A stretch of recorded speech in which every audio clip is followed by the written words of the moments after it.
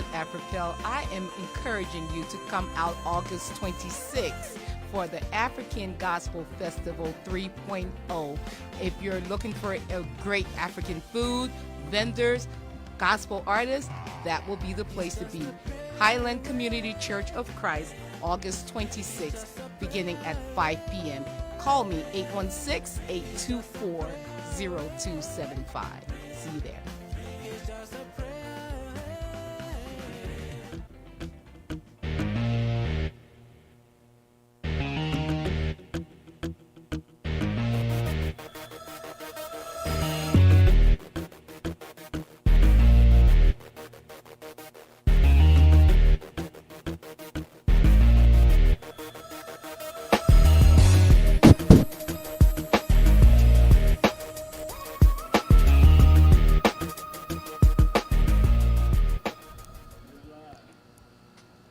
And good evening.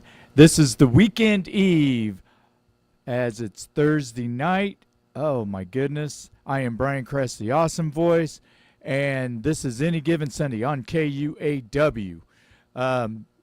Coach 24, he wanted to be here, but the Royals snuck him away and took him to Florida, so he will be gone tonight and next Thursday. So hopefully next Thursday I will have a guest on the show.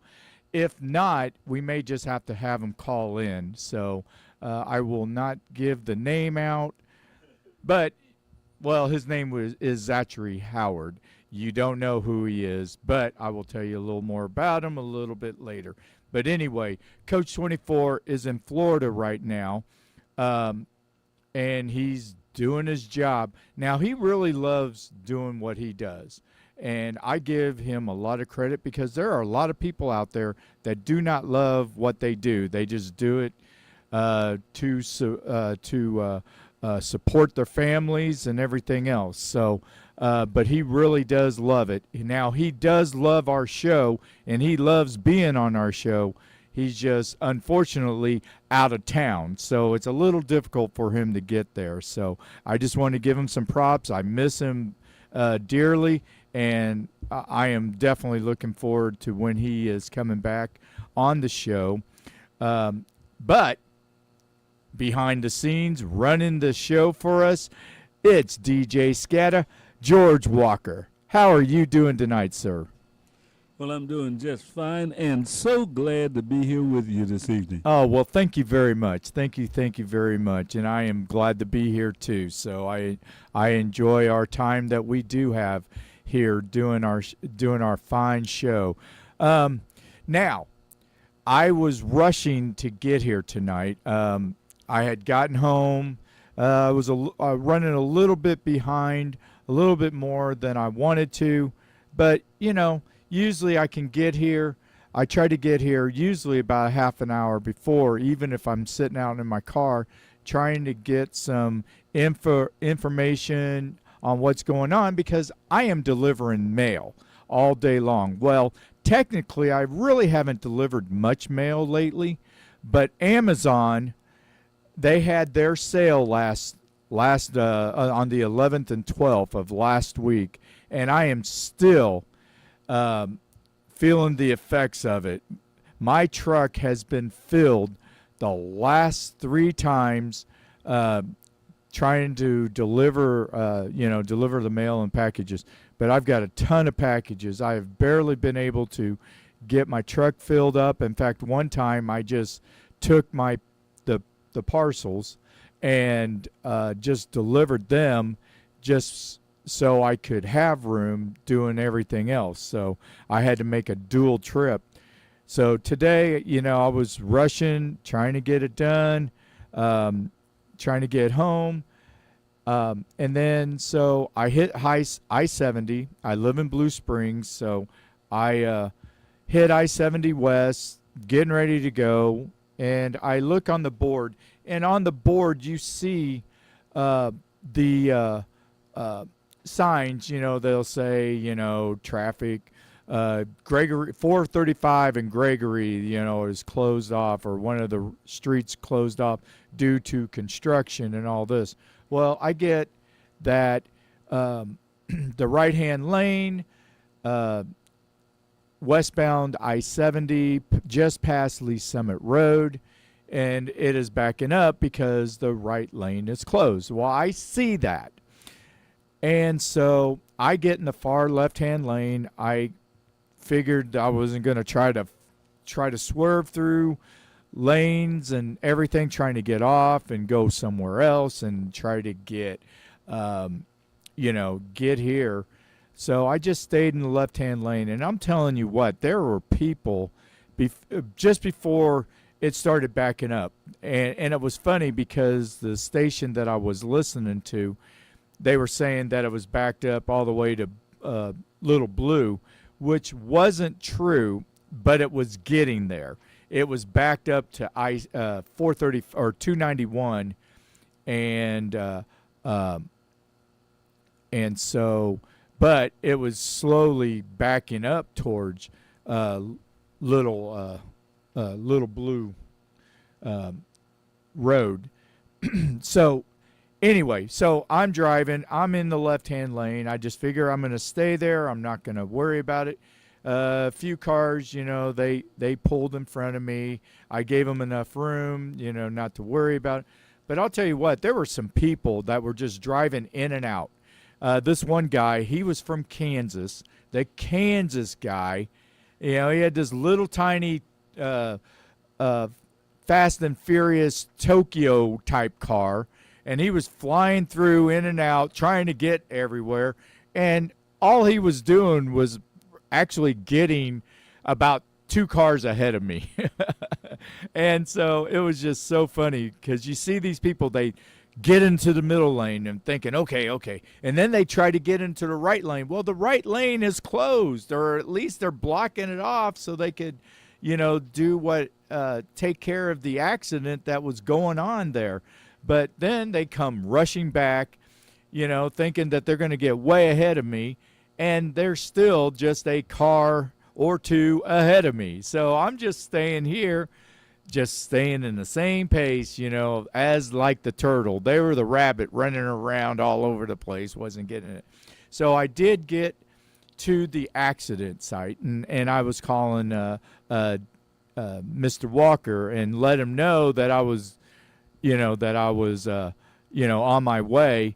And because he's like, well, normally you're here by now. I go, I know I'm normally here by now, but this traffic is not letting me get there right now. So, but once I got towards the accident, there was a car that was way off. It was just past Lee Summit Road, just before you get to Nolan Road, and the little shopping center where Kmart used to be. Actually, it used to be a Venture, and then it was Kmart, and so and then they also had Chuck E. Cheese, and so but right off the road there was a car way down in the ditch, and there was a car that was over on the side, and then the car was way down there, so they were going to have to get a tow truck who was there at the time,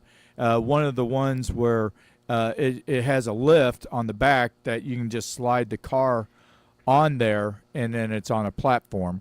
I don't know how they going to get this car out because it was way down there, and it was going to really take some time. So I imagine it is still traffic is backed up and everything else. And then as I'm passing it, I'm through, and then I see I-70 East, and it is all backed up. And it usually is. When I am driving to the show, I can drive, no major traffic. It can get a little heavy, but it's still not bad at all. But then you see the other side, and I'm like, man, I hope it's not there when I leave the show tonight or when I do my shows. And usually it doesn't, so that's a good thing. So anyway, so I'm telling Mr. Walker I'm going to be there. I'll probably be there about 6. I don't know. I'm rushing to get here and everything. He goes, I'll get it all set up because that is the man Mr. Walker is. He has always got his P's and Q's going and gets everything going for us. So then I get off 40 Highway exit, which is actually like 31st Street, it's 31st Street. And so I get off that exit, and then I come to cones being blocked off because underneath the bridge, there's another vehicle that is turned over, a big old giant truck. I don't know what kind of truck. When I first saw it, I actually thought it was a fire truck because there was a fire truck next to it, and then there was a vehicle that was turned over, but it was some big vehicle that was turned over, so they blocked it off. So instead of getting in the right lane that turns and then you get on 31st Street and stuff, they had that blocked off. Well, then you have the street, the road that you would turn right, turn left and head up east on 40 Highway like you're going towards what used to be I-70 theaters, or the drive-in theater, which is no longer there no more. And yes, I am very sad about that.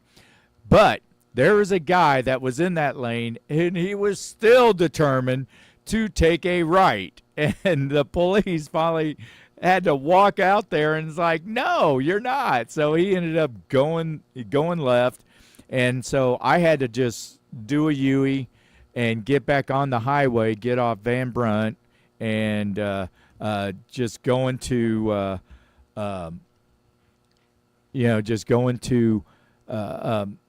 get off there and then go through that way, because usually 31st Street is a lot easier. It's just a straight shot.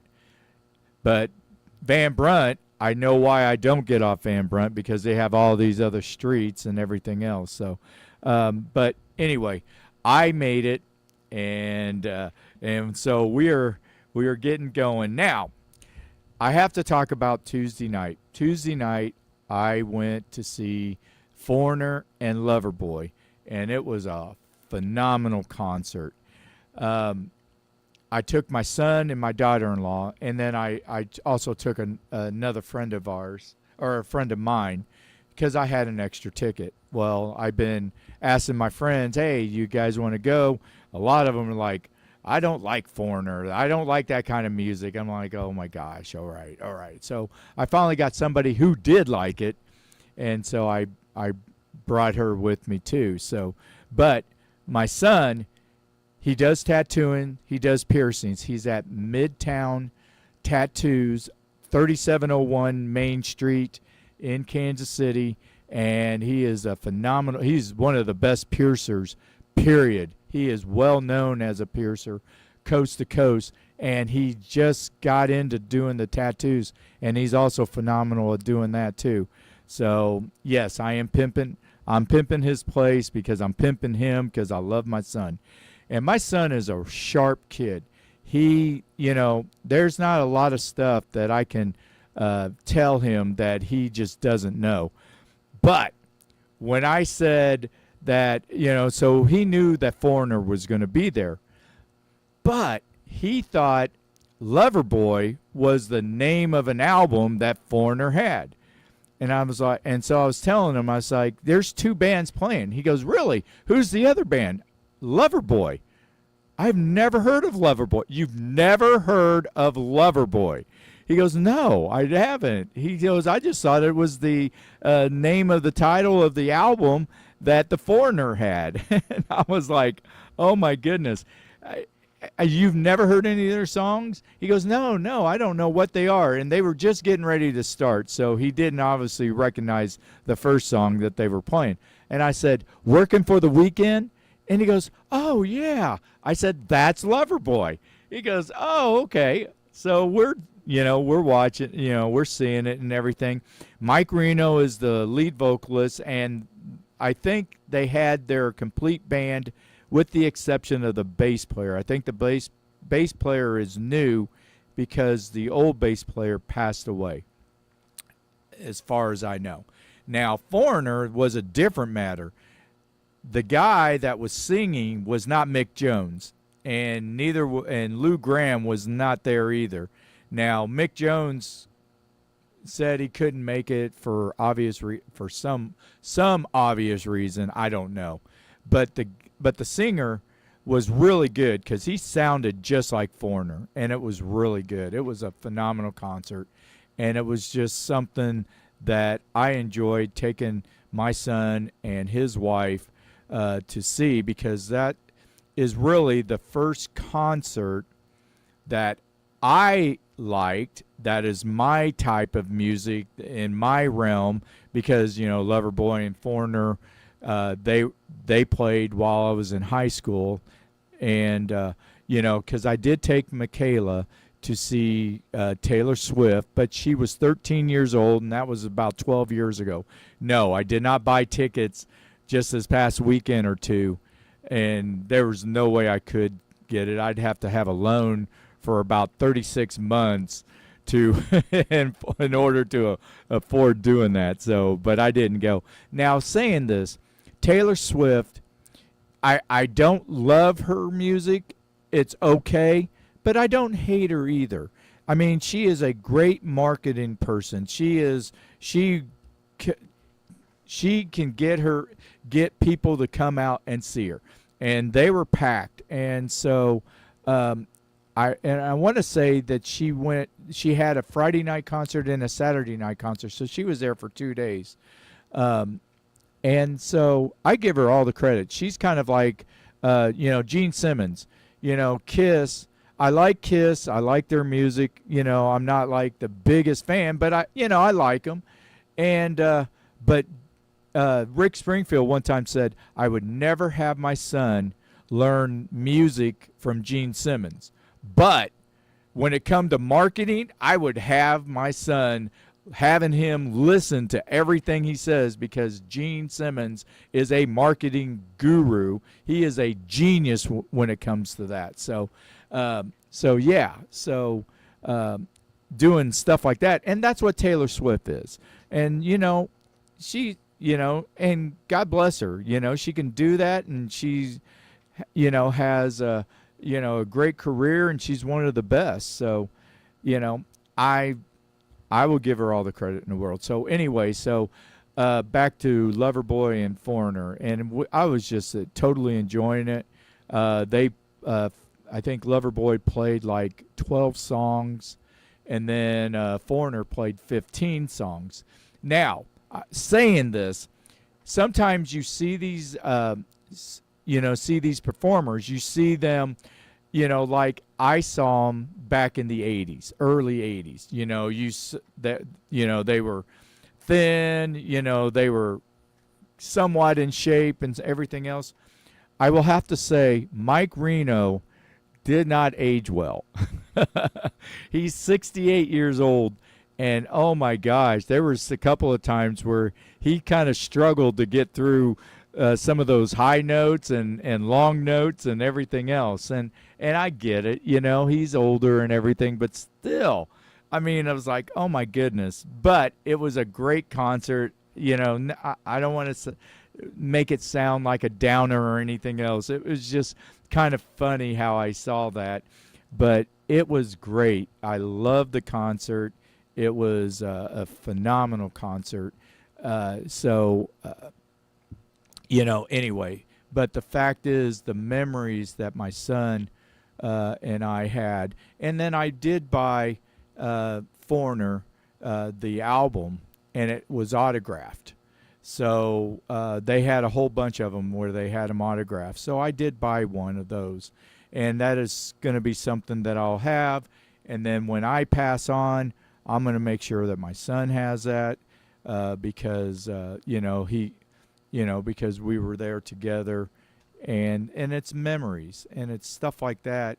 That's why I love these concerts. And it was at Starlight, and saying that, we just got in. We got our tickets, and I did it the old-fashioned way. I did not do it through the computer, the phone. was on there. No, I got tickets. I got the actual tickets. So I've got tickets for Doobie Brothers and Foreigner and Loverboy. Well, when we just got in, it started lightning and thundering, and it looked like it was just going to start downpouring because Tuesday was a bad day with the rain. And I always said that I don't mind it raining as long as it's in the middle of the night where I am in bed asleep, or even after I get off work and get home. Let it rain forever. Just I don't want it raining while I'm delivering mail. And somebody did not get the text message because obviously it was downpouring.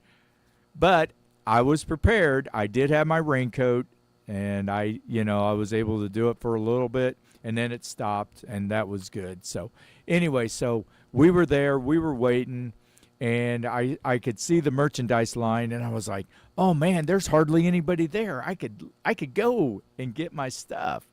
But no, we stayed where they asked us to stay because they had locked the gates, and so there was people on the outside, and you look like the zoo, which was right next door to us. People were on one side and we were on the other. But then we got in, and it had only rained like a few drops a couple of times. But I think what my son said one time was beer. Somebody threw some beer, and that's what it was. I thought it was water. I thought it was rain. But anyway, so that's the story that I'm sticking with, and that's what's happened with me yesterday or Tuesday and today. So anyway, so saying that, let's get into some sports. The Royals finished their 4-game series with the Detroit Tigers, and I believe the Tigers do not play anymore in Kansas City, so this was Miguel Cabrera's swan song because he is retiring at the end of this season, and he's had a Hall of Fame career. In 5 years, he will be a Hall of Famer. He is also the last person to hit the for the triple crown, home runs, batting average, and RBIs. And George Brett was the main presenter last night, and I wish I would have gone to the game. Mr. Walker, we should have gotten tickets and gone together. Yes. Yeah, well, I didn't either. But they had those jerseys. They had the hot dog jerseys. They had either the white jerseys with either green for relish, red for ketchup, or yellow for mustard. And I am not a mustard person at all. I only use mustard when I do my deviled eggs. I am a ketchup and relish guy. But I wanted a yellow one because I like yellow, and the jersey looked really cool in yellow. So, but anyway, Miguel Cabrera, they were honoring him last night, and it was a really great honor. There was Salvi was out there, and George Brett was out there, and what does Cabrera do? He disses us by driving in the winning run for the Detroit Tigers, and we lose 3-2. So, saying that, so that was the hot dog night last night. No, hot dog nights are Tuesday night. Okay, that's what I was wondering about. Right, but they got the jerseys. They had jerseys last night. Ah, okay. Okay, just keep me straight there. Right, I'm just keeping you straight. So Monday night, they had the Bo Jackson bobblehead. I would have loved to have had a Bo Jackson bobblehead because it has him when he made that catch and he ran up on the wall. Oh, okay. And for a lot of people, they go, why did he do that? He probably was showing off or whatever. No, this guy is so fast that he had to do it that way because if he used the wall to brace himself, he would have either, he would have broke the wall. And I'm trying to remember where it was, and I want to say it was Detroit or Baltimore or something like that. But it wasn't at home. But he did it. But he did it there. It was on the road. But Bo Jackson is a phenomenal athlete, and I'm sorry, there are not athletes like that today. Yeah, Deion Sanders. Deion Sanders is the only baseball player or only athlete in the history to score a touchdown and hit a home run in the same week. So, I mean, you don't see that. You don't see Kyler Murray going to play baseball and then he becomes a quarterback. Bo Jackson, he played baseball first and then he went and played football. And so and he played both of them for a season, didn't he? He did it for two seasons, maybe 2 or 3 seasons. Yeah, he didn't do it long. Right, because in 1990 was when, against the Cincinnati Bengals at home, was when Walker. Yeah, not you, George Walker, but I can't remember his first name. But the player was Walker. He was a linebacker that tackled Bo Jackson and caused him hip injury. Yeah, hip injury, which cost him his football career, and it shortened his baseball career. Yes. Though a lot of people who would have had that probably would have never played again. But he played, I think, another 5 seasons after he got his his hip and everything else like that. Yeah, so, he had a hip pointer. Yeah. Well, and here was the thing. If I would have done that, if you would have done that, it wouldn't have been that big of a deal. It would have probably would have hurt us just a little bit, but because his legs were, Atlas did that. Zeus gave him those legs because he had some incredible legs, and he could run a 4.1, I think a 4.15 40-yard dash. I mean, you hear a guy. I mean, even Tyreek Hill. Tyreek Hill still has never run a 40-yard dash faster than Bo Jackson. Tyreek Hill is arguably the fastest guy in the NFL. I don't know if he is right this second, but 3-5 years ago, oh yeah, he was the fastest, and he still did not run it faster than Bo Jackson. I mean, Bo Jackson was a freak of nature. He was just a phenomenal athlete. So anyway, so Monday night, the bobblehead. Tuesday night, dog night. $1 for dogs, $1 for peanuts, and $1 for drinks. And then last night they had the jerseys. They had the hot dog derby or hot dog race jerseys, and so those were really cool. I really wish I would have gotten one, but neither here or there. Hopefully they'll do it again next year. That would you maybe can go to Rally House and see if they have any.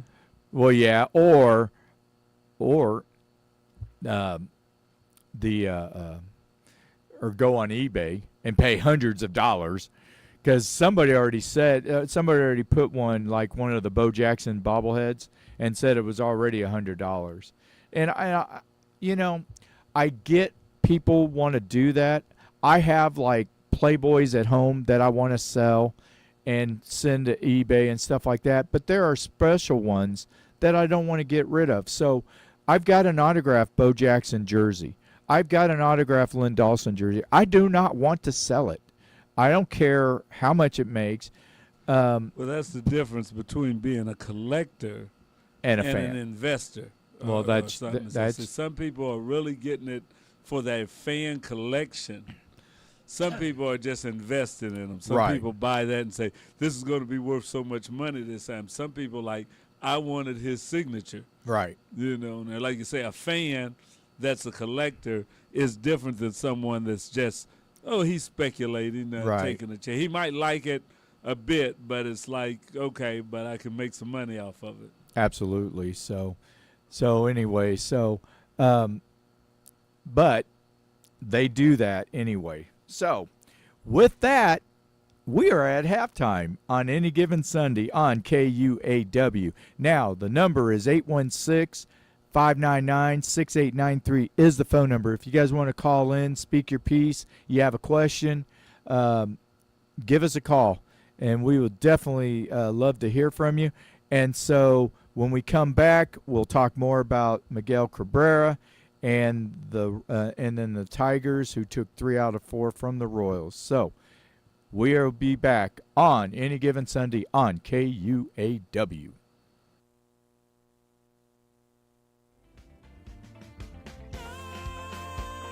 Hello, Kansas City. This is Emma Venn with Afripel. I am encouraging you to come out August 26th for the African Gospel Festival 3.0.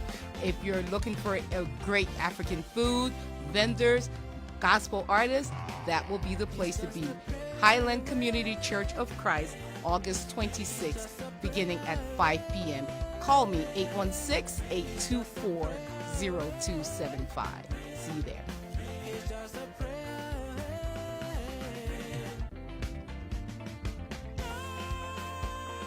Hello, Kansas City. This is Emma Venn with Afripel. I am encouraging you to come out August 26th for the African Gospel Festival 3.0.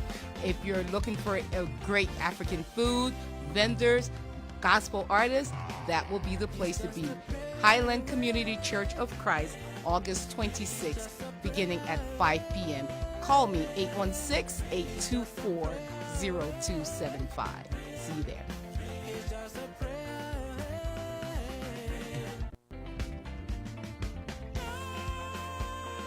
Hello, Kansas City. This is Emma Venn with Afripel. I am encouraging you to come out August 20th.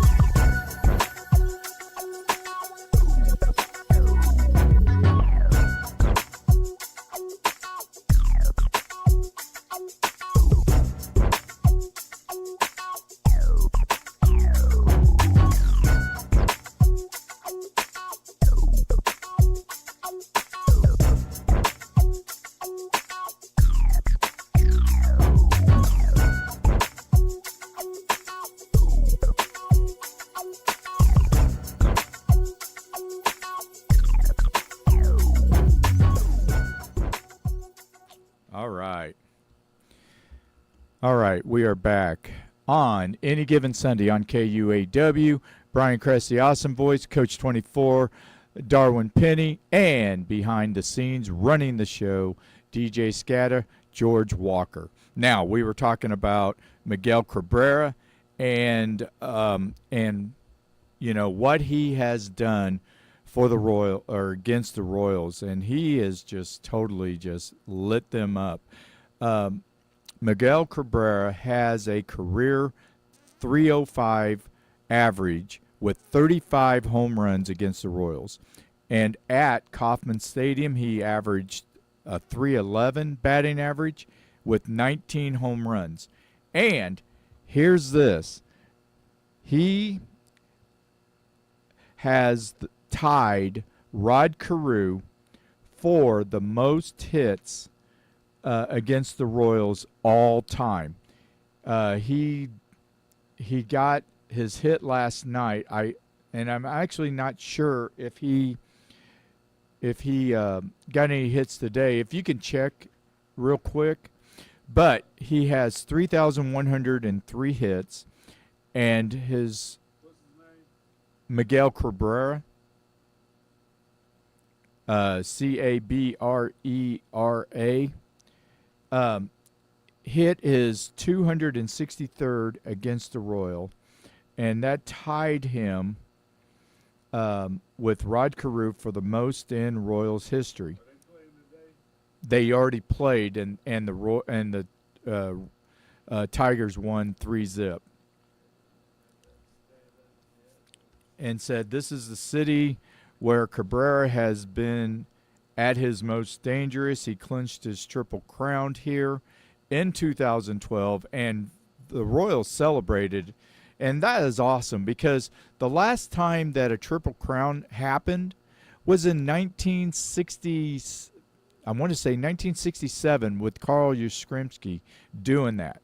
And so what he did, and it was amazing. And I would have loved to have been at that game too.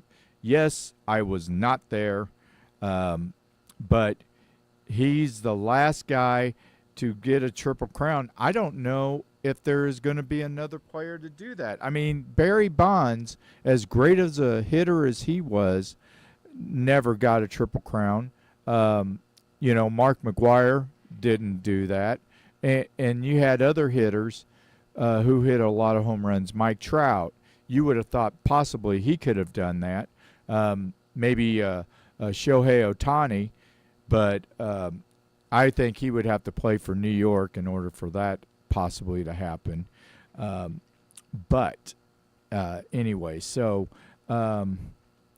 and he is in his well, I was going to tell you how much he made, but in 2016 he made $28 million. I don't know how much he makes now. It says it's not letting me know.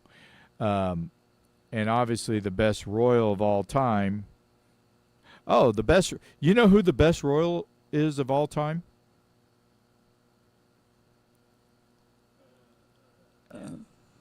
George Brett. No, Queen Elizabeth.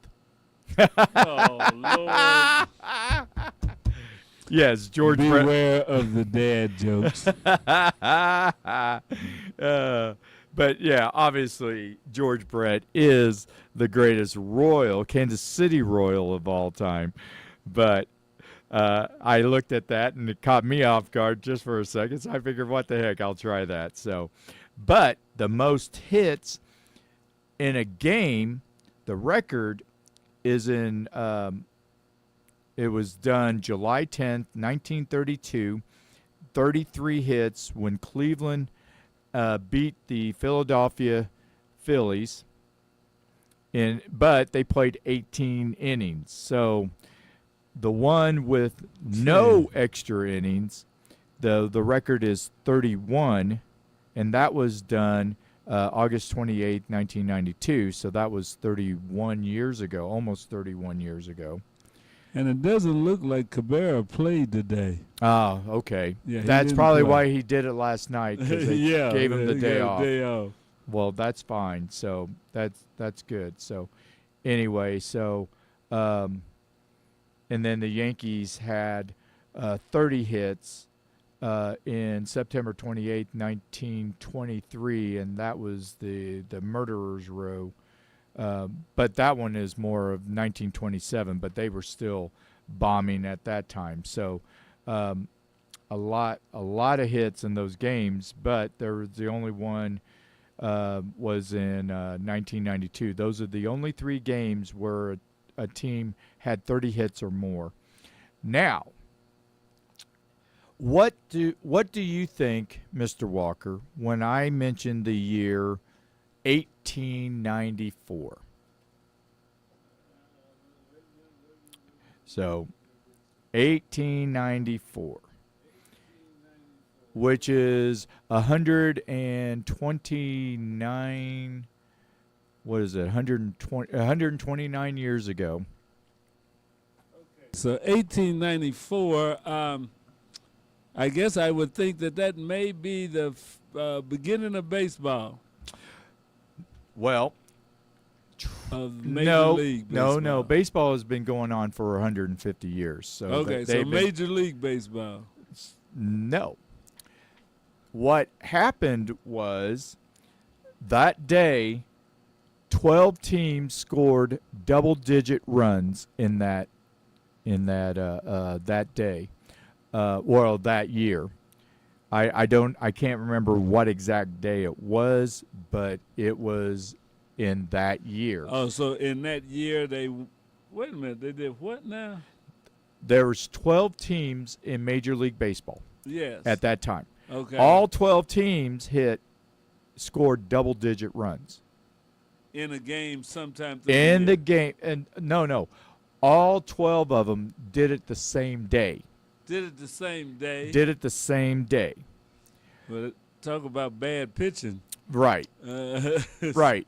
Now, 1894, that was when my grandfather was born, which is my dad's dad, and 1895 was my mom's dad. So both of my grandfathers were born in the 19th century.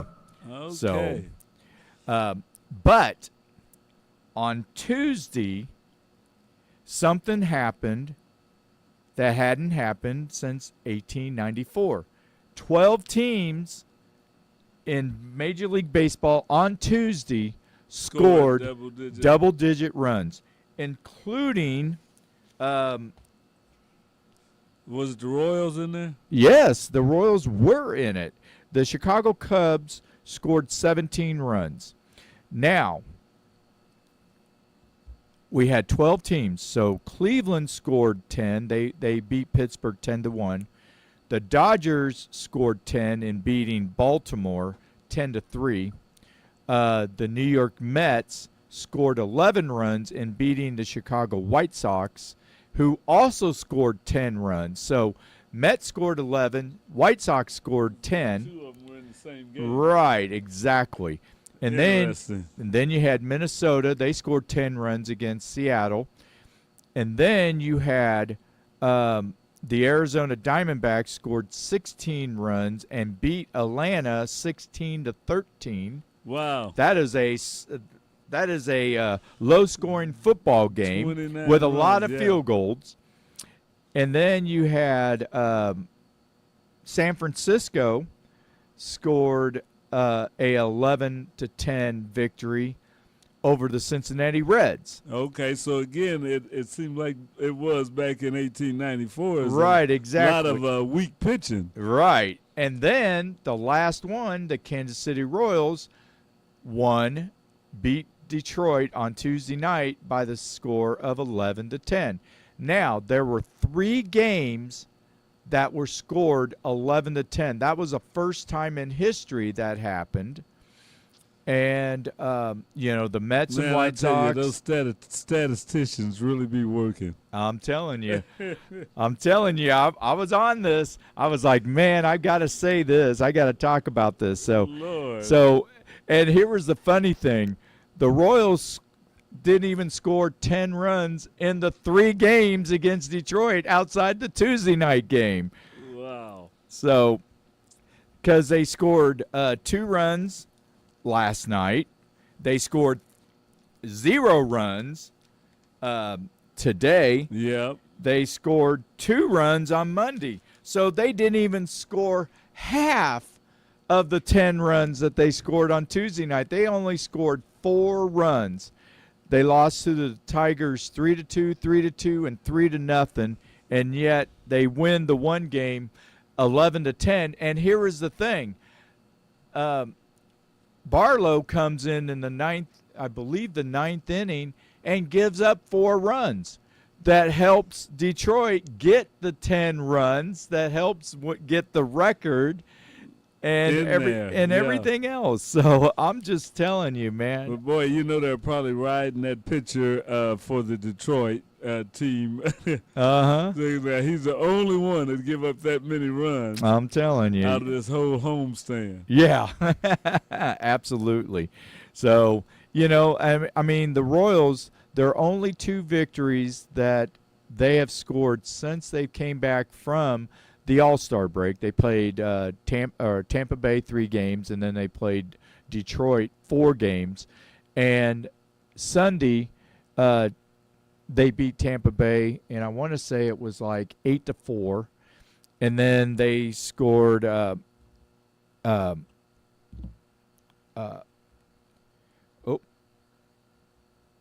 and then they scored 10 runs not yesterday, but Tuesday. So, yeah, I mean, it is so frustrating to see this because they have the, let's see, they still don't have the worst record in baseball. They are still 2.5 games better than the Oakland A's.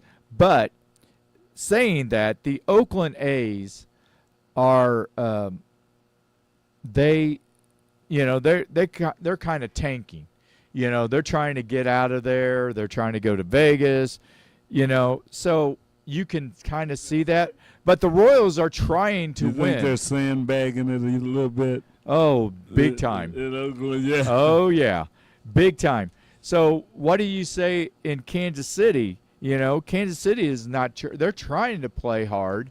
And we're trying to get good draft position. I guess so. But they have that thing where if you, after I think 3 years of being in the lottery picks, because they drafted 8th, so this year they're on the verge of being either 1 or 2. I mean, because even in the National League, Colorado Rockies have the worst record in the National League, and they are still 9 games better than the Royals. So I mean, when we go in the tank, we really go in the tank. That's absolutely correct. So, and no middle of the road. No middle of the road. A good team or they're a terrible team. Right. So here's the thing, though. Both American League Central Division and the National League Central Division, both teams or both divisions are horrible. Minnesota is leading.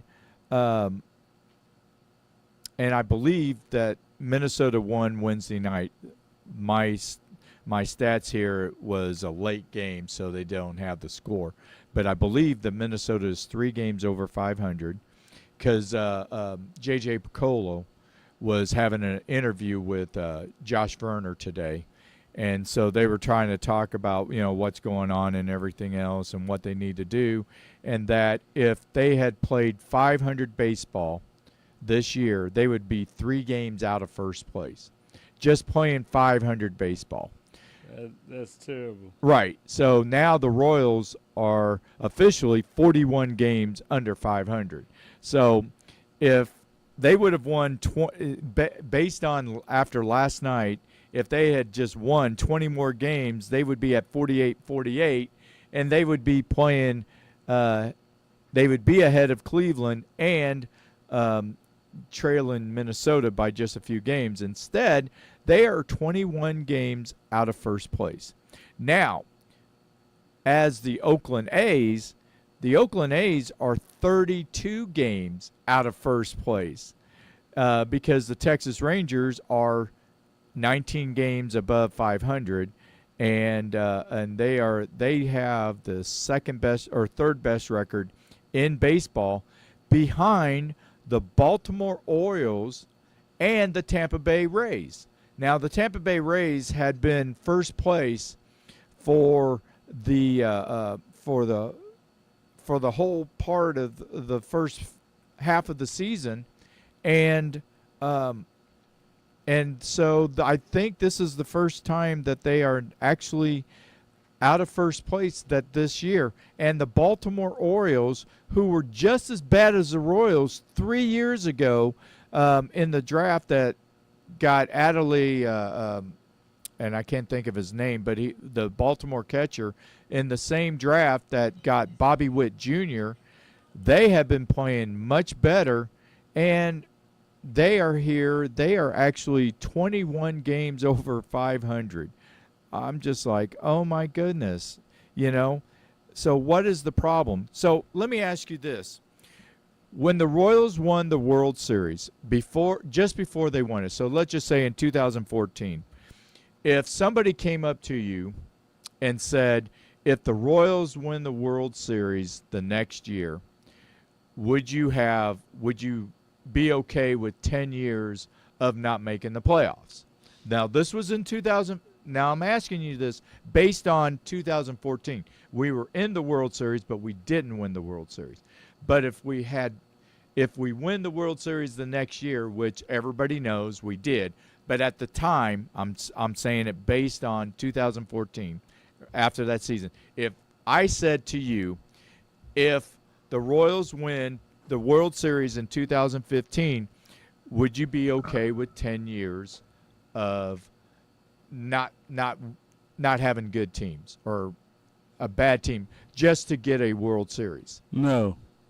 See, I would have said yes. I did say yes. Because I think you should show that you're building, that you've got something that's going to last. Right. I get that. I totally get that. I totally agree with you with that. It was but good at the to have it. Right, It was good to have it. Right, but at the time we wasn't playing very well.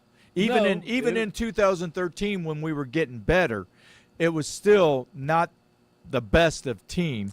And even in 2014, they were struggling for a while. They finally kicked it in gear in the second half of the 2014 season. and then motored through everybody going undefeated in the playoffs, in the division series and everything, up until the time that they played the San Francisco Giants. The only 4 losses that they had in 2014 were in the World Series. So, but we had talked about, we've been clamoring for a winning team. The only time that we even had a team that was over 500 was in 2003. 2005 was our worst season. But I had said that I would be fine with that. Now, 8 years later, after that World Series, so you got 2 years to go. We have 2 more years, and it is not looking good.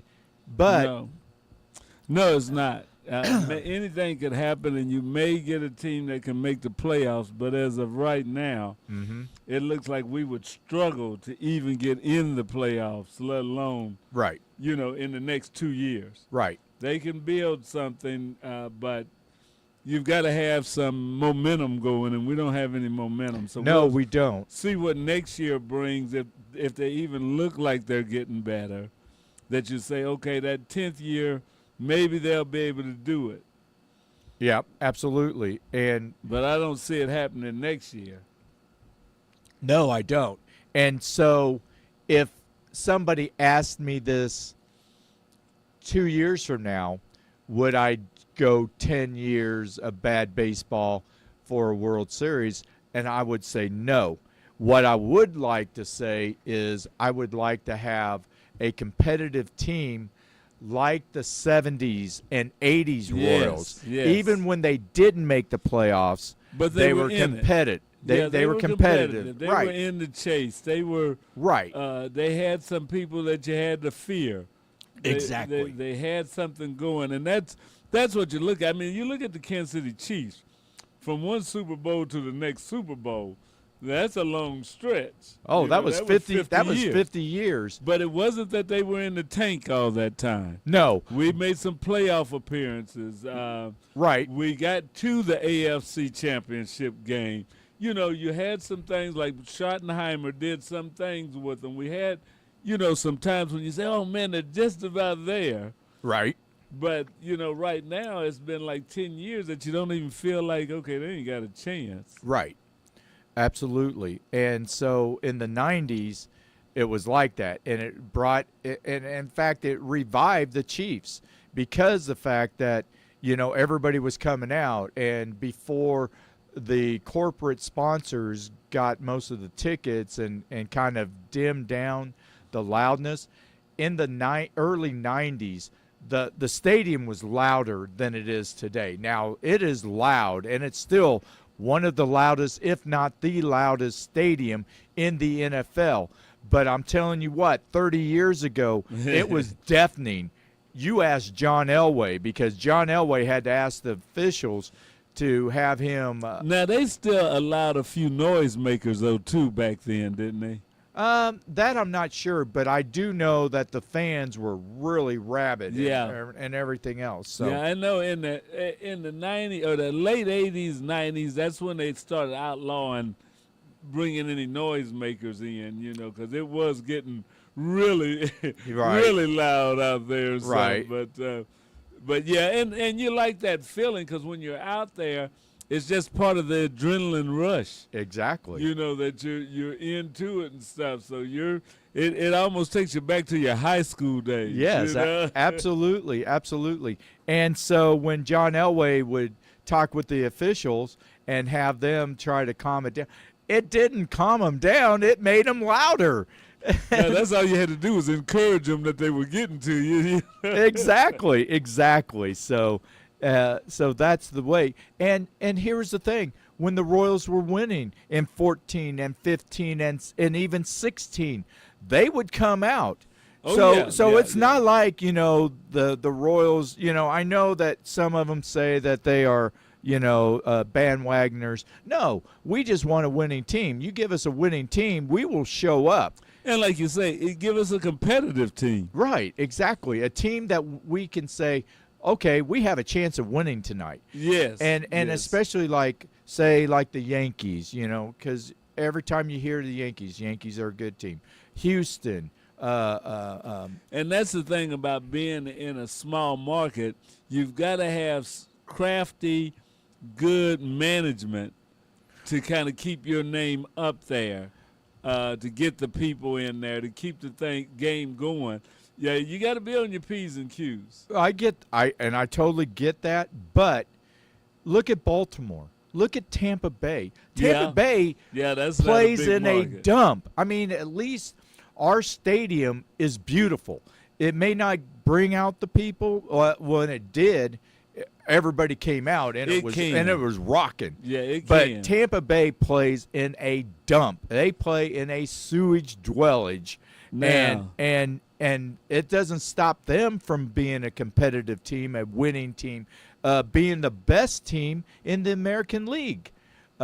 You've got Baltimore that finally got some personnel that helped them develop some good players, young good players, and get them, into the realm of winning. So, okay. Now, as you say that, let me throw another little thing. Do you think moving the stadium to downtown Kansas City will do anything to improve the attendance? That's hard to say, but I think it would, because it would bring more outsiders to come in. Like I said, I use St. Louis as an example, and I'm not a St. Louis fan. I always boo against them and everything else. But I'll tell you what, when my sister and I went almost 2 years ago, and the Padres were playing, and they were playing the Cardinals and everything, it was a phenomenal stadium.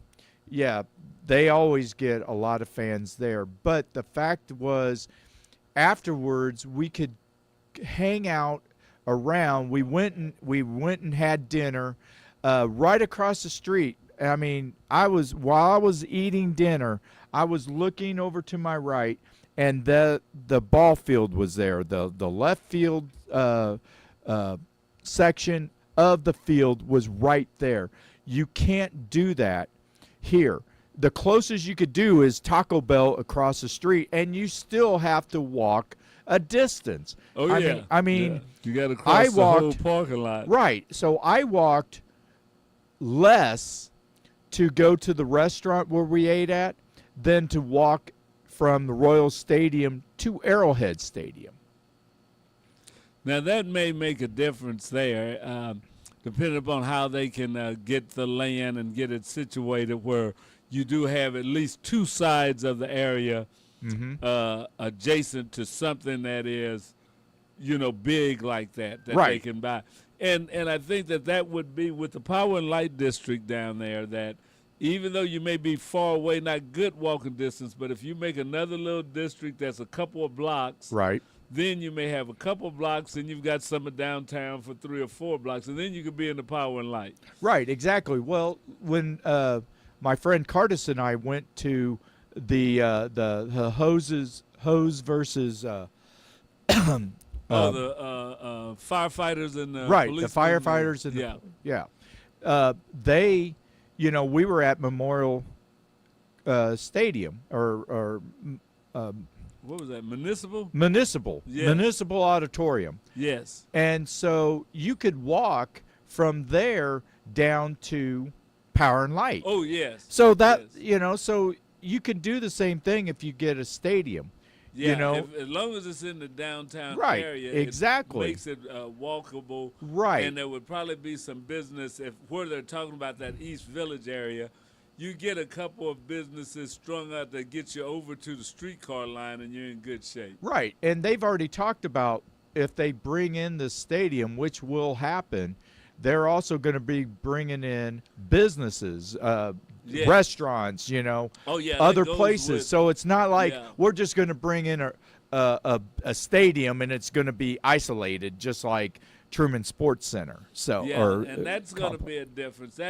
That and with Power and Light there, that may be more of the vote to get it into Kansas City as opposed to North Kansas City. Absolutely, which is probably going to be in April. And with that, we are at the end of our show, Any Given Sunday. So another great show, great performance. I miss my brother with another mother, Coach 24, but I know he's there in spirit. DJ Scatter, George Walker running the show, just rocking it as always. And Brian Kress, the awesome voice. I am enjoying myself. I love to do this show, and I am just blessed to be able to do that.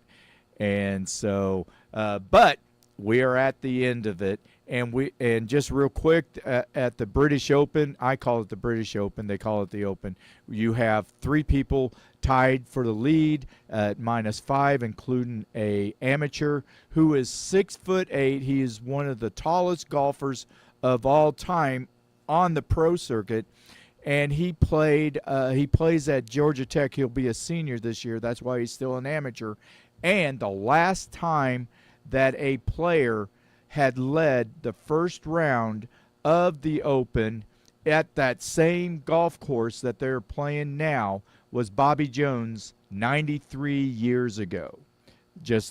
And Bobby Jones also went to Georgia Tech. So you had 2 Georgia Tech guys. So I got you guys some more information and got you some more stats. So with that, I am Brian Kress, the awesome voice, with Coach 24, Darwin Penny, and DJ Scatter, George Walker. Be awesome, not angry, and you guys have yourself a phenomenal weekend.